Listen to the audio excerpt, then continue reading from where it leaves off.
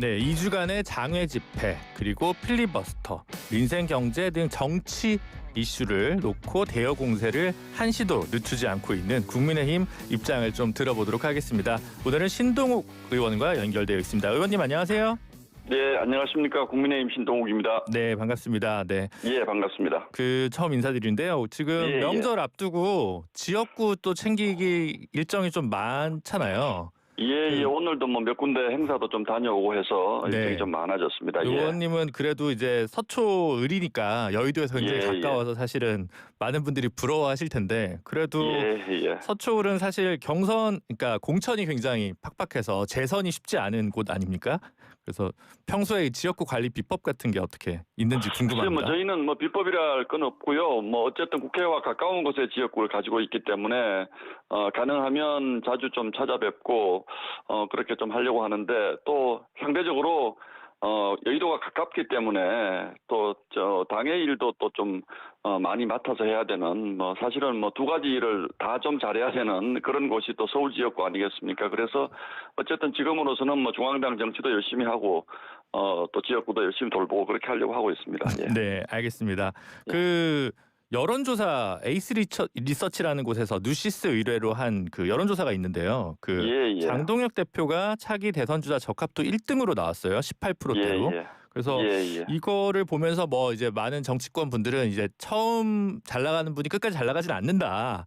그래서 뭐 큰 의미를 부여할 필요는 없다. 뭐 이런 분들도 많이 있는데 어쨌든 이 조사 결과를 어떻게 보고 계십니까? 꼭 그렇지는 않고요. 뭐 지금 잘 나오는 분이 끝까지 잘 나올 수도 있고 또 그렇지 않은 경우도 많이 있습니다만 저는 뭐 여론조사라는 것은 뭐 언제든지 또 흐름을 많이 타는 것이니까 벌써 뭐라고 평가하기는 좀 이런 감이 있습니다만 한 가지 좀 중요한 포인트가 있다면 지금 이재명 정권이 들어선 지 4개월밖에 되지 않았습니다. 그런데 벌써 이제 이런 여론조사에서 야당 당대표가 1등으로 나오는 이런 경우는 사실은 많지 않거든요.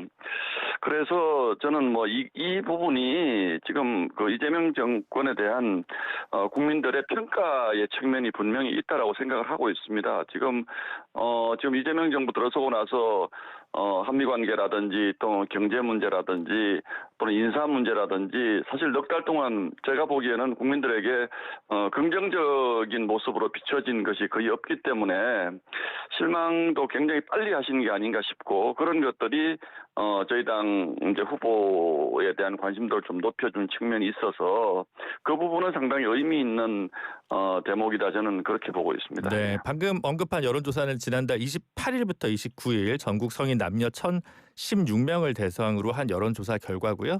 내용은 중앙선거 여론조사 심의위원회 홈페이지에서 확인하실 수 있습니다. 제가 이거 얘기해야 되는 거 아시죠, 의원님? 네. 알고 있습니다. 네.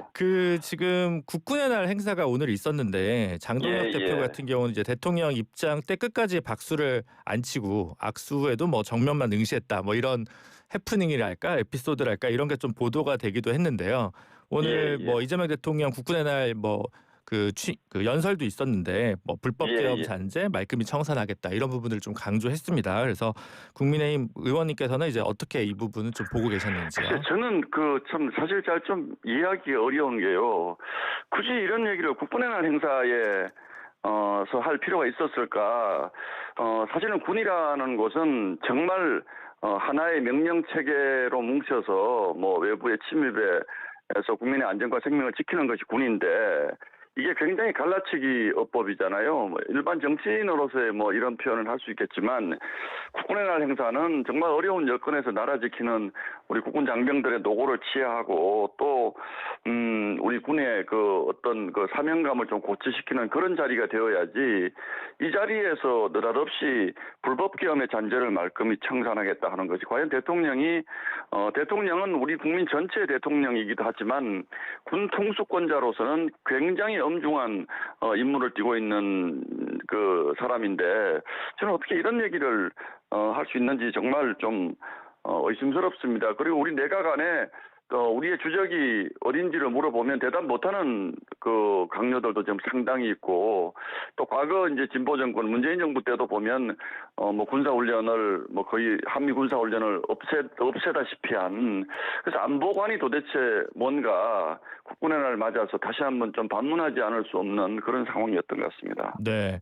그 여야가 이제 계속 처음에 이제 장동혁 대표랑 이재명 대통령이 이제 정청래 예, 예. 대표랑 같이 이제 만담도 하고 그리고 뭐 예. 민생협의체도 출범시키겠다고 했다가 바로 이제 여야 합의 무너지고 다시 강대강 대치 구도로 좀 가고 있잖아요. 그래서 예, 예, 국민들 예. 입장에서는 그래도 정기국회에서 뭔가 좀 소통과 협치가 어느 정도는 있어야 되지 않아? 정쟁도 좋지만 이런 생각을 좀 할 텐데. 그러니까 이제 정쟁이라는 표현을 쓰시면 저희로서는 참 답답한 게, 지금 정쟁이 아니고 전혀 어쨌든 뭐 국정 운영이라든지 국회 운영에서 소수의 목소리를 지금 집권 여당이 전혀 배려하지 않고 있는 것이 제일 큰 문제거든요.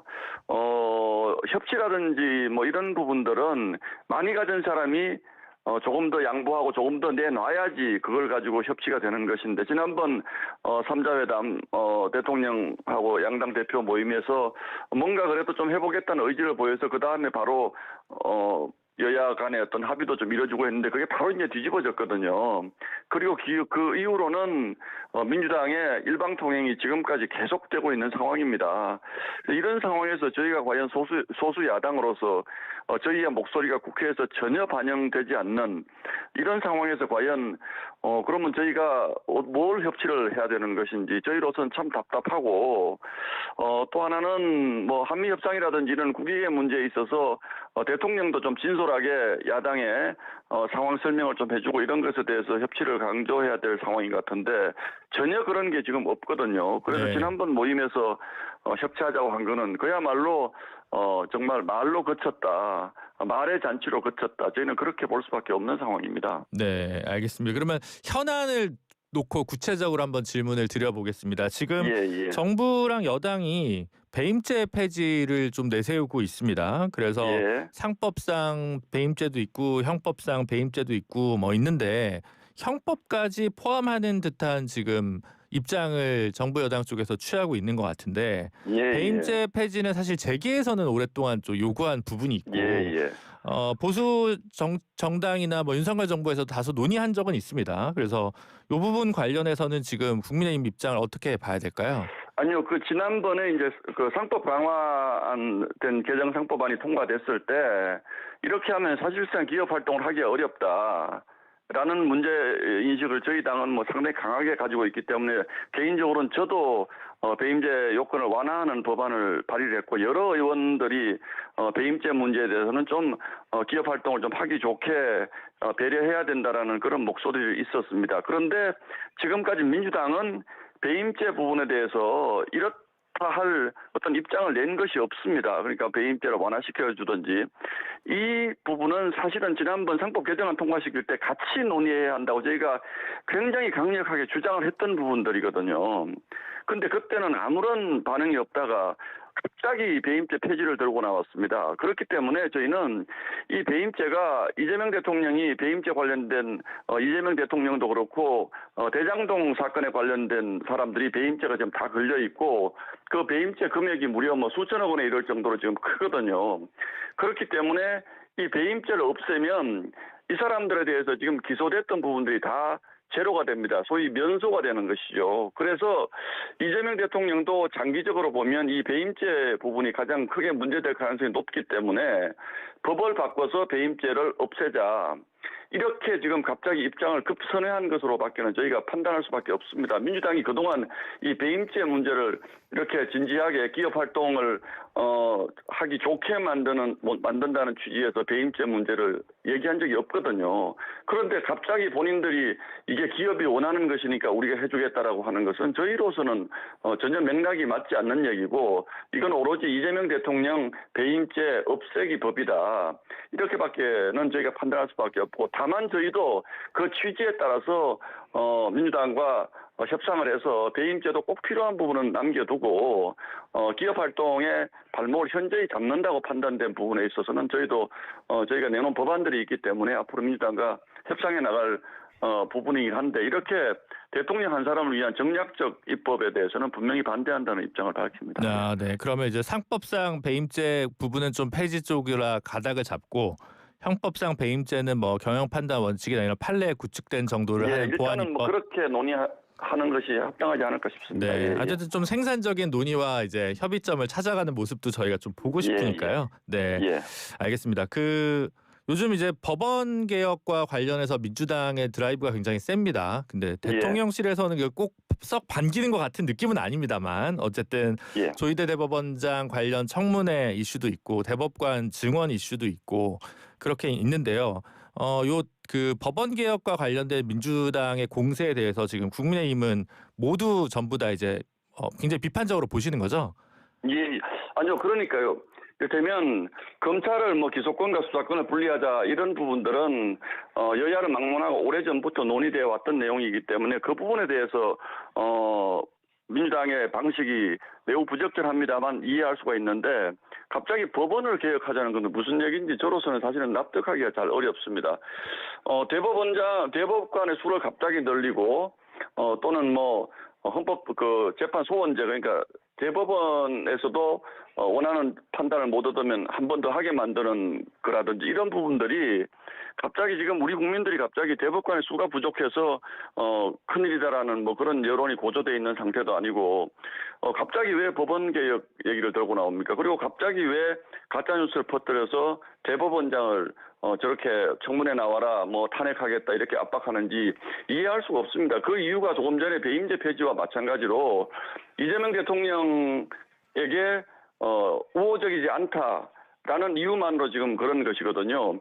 근데 우호적이지 않다라는 것도 주관적인 판단인 것이죠. 법원은 그야말로 판결로 얘기를 하는 것입니다. 법관들의 내심의 어떤 뭐 사상의 자유가 있으니까 판단이 있을 수 있습니다만 대법원의 판단을 가지고 이렇게 여권이 대법원장을 탄핵하겠다, 물러가라 이렇게 압박하는 것은 저는 전례가 없는 일이라고 생각을 하고 있습니다. 다른 문제 가지고 뭐 지난 정부 때 김명수 대법원장이 뭘테면 부적절한 발언을 한 그래서 숨겼다가 나중에 녹취가 공개되고 이런 문제가 있어서 사퇴 압박을 받은 적이 있습니다만 판결의 문제를 가지고 압박을 하는 것은 민주주의를 무너뜨리는 정말로 위험한 시그널이거든요. 그래서 민주당이 지금 이재명 대통령 지키기 위해서 대법원장을 이런 식으로 마녀사냥하는 식으로 공격하는 것은 정말 부적절하고 나쁜 선례를 남기는 일이다. 저는 그렇게 보고 있습니다. 네. 근데 저희 출연하신 국민의힘 의원들 중에서는요. 어쨌든 예, 대법관 숫자가 조금 적어서 한 사람이 봐야 되는 사건이 너무 많으니까 소부 하나 정도, 그러니까 한 4명 정도 대법관 증언은 할 수도 있는 거 아니야? 이런 의견을 피력하신 분도 있거든요. 그래서 그러니까 제가 뭐 그냥 지금 논의되는 사법개혁과는 전혀 다른 맥락의 얘기고 네. 그동안 대법원도 대법원의 업무 부담이 너무 크니까 별도의 상고심을 하나 만들었으면 좋겠다라는 대법관의 오랜 또 수건 사업도 있습니다. 그쵸. 그거는 그야말로 대법원으로 넘어오는 사건이 너무 많고 또 거기에서 지연되는 것이 국민들에게 피해를 주는 부분들이 워낙 많기 때문에 대법원의 숫자를 좀 일부 늘리자라는 뭐 이런 논의는 있을 수 있습니다만 현재 벌어지고 있는 일들이 과연 이게 그런 차원의 어떤 실무적 논의인가 이건 뭐 거의 이재명 대통령에 대한 불리한 판단을 했다는 그 이후 보복성 사법개혁이거든요.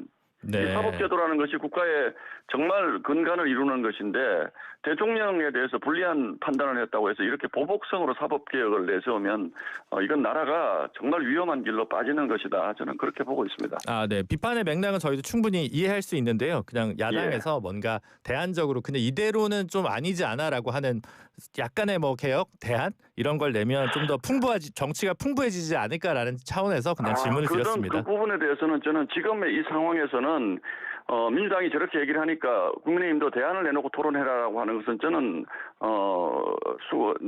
동의하지 않습니다. 지금 민주당의 대법원 공격은 이게 민주주의의 기본적인 우리 헌법에 있는 입법, 사법, 행정의 어떤 상권 분립의 정신을 현저히 훼손하는 것이기 때문에 일체 이런 부적절한 헌법 훼손 행위를 멈추고 나서 그거는 그 이후에 대법원과 국민의 정서와 여야의 어떤 이해관계를 가지고 협상을 하면 모르겠습니다만 지금 이렇게 가짜 뉴스 심지어는 대법원장이 무슨 그 국무총리를 만나서 후보 교체 논의를 했다라는 이런 식의 가짜 뉴스 전혀 검증되지 않은 가짜 뉴스를 가지고 대법원장과 사법부를 공격하는 상황에서 저희가 어떤 대안을 해서 협상하자라고 얘기할 수는 없는 것이고 저희는 원칙에 따라서 대응할 수밖에 없는 상황이다. 그렇게 말씀을 드리겠습니다. 알겠습니다. 요즘 그 정치권에서 뜨거운 이슈 중에 하나가 김현지 대통령실 제1부속실장 국감 출석 문제인데요. 지금 대통령실에서는 어쨌든 국회에서 부르면 간다. 이렇게 지금 입장을 표명하고 있는 상황이고 박지원 의원도 직접 내가 통화했는데 전의에 불타고 있다 이렇게 얘기를 했어요. 그래서 근데 지금 굉장히 논란이 생각보다 길어지고 있는데 어쨌든 만약에 민주당에서 동의를 해서 이제 부속실장이 나온다면 국민의힘에서는 어떤 부분에 포인트를 두고 검증을 하려고 하는 걸까요? 지금 김현지 부속실장에 대해서는 너무 의혹이 많지 않습니까? 그런데 민주당이나 용산 대통령실의 말도 이상합니다. 그냥 그러면 총무비서관으로 있을 때 출석을 시켰으면 되는데 또 그분을 갑자기 느닷없이 인사를 해가지고 부속실장으로 옮겨서 그 출석할 의무가 없다 이렇게 얘기했다가 또 우상호 정무수석은 100% 나간다 또 이렇게 얘기를 하고 또 어떤 분은 그 당사자들은 여야 합의가 있으면 나가겠다 이렇게 얘기라고 하는데 지금 김현지 실장에 대한 세간의 의혹이 일파만파입니다. 저는 사실은 뭐 개인적으로 어떤 것이 진실인지 아직 알 수는 없습니다만 그동안 뭐 너무나 많은 의혹들이 있고 또 심지어는 이분이 대통령실 비서관으로까지 있는데 도대체 어디 무슨 학교를 나왔는지 어디 출신인지 어떤 성장 과정을 겪었는지 이런 부분조차도 철저히 베일에 쌓여 있는 부분이기 때문에 저는 이재명 대통령 관련된 의혹과 가장 직접적으로 연관이 있는 인물이 바로 김현지 부속실장이다 그렇게 보고 있거든요. 그러니까 너무나 많은 것을 뭐 사실은 좀 물어볼 것이 있는데 저는 끝까지 이런 식으로 왔다 갔다 하고 물타기 하다가 안 나올 가능성이 매우 높다. 그러나 그렇게 됐을 경우에 이 김현지라는 이름 석자가 이재명 정부에 어떤 부담으로 작용할까? 이 부분은 민주당도 지금 매우 지금 심각하게 아마 고민하고 있지 않을까라는 생각을 하고 있습니다. 네, 일단 알겠습니다. 한번 출석을 하게 돼서 이제 어떻게 될지는 저희가 함께 지켜보도록 하고요. 당내 소식 좀 질문을 해보도록 하겠습니다.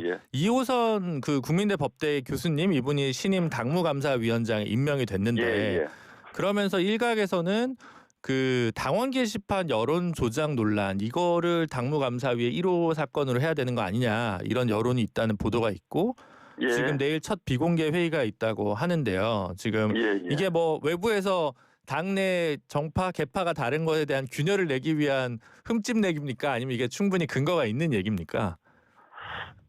이제 사실은 당무감사위원회는 위원장 물론 전원 다 이제 외부 인사로 구성이 됐고요. 공개된 인물은 이호선 위원장 한 분이고 나머지는 비공개로 지금 돼 있기 때문에 이분들이 뭐 저희 당에서 뭐 어떤 걸 하라 그런다고 해서 하고 이렇게 하지는 않습니다. 그러나 저희 당이 지금까지 뭔가 누적된 잘못된 그 부분들이 상당히 많고 이 부분을 뭔가 해결해 나가지 않으면 해결하고 지나가지 않으면 이게 끊임없이 저희 당 내부 문제와 관련해서 저희 당이 앞으로 진로에 발목을 잡을 가능성이 높고 또 대여 전선에도 상당한 균열 요인으로 작용할 가능성이 높기 때문에 뭐 당원 게시판 문제가 됐든 뭐 다른 어떤 부분이 됐든 그분들이 자율적으로 판단해서 이 부분은 저는 뭐 충분히 여러 가지 다 할 수 있는 것으로 보는데 그렇다고 해서 어떤 개파 문제를 적인 관점에서 어떤 문제가 있지만 이거는 뭐 덮고 지나가자라든지 이런 부분들이 저희 당원들에게 공감대를 얻을 수 있는 단계는 저는 지나갔다고 보고 있습니다. 그래서 지금까지 저희 당내에서 문제가 됐고 논란이 됐던 부분에 대해서는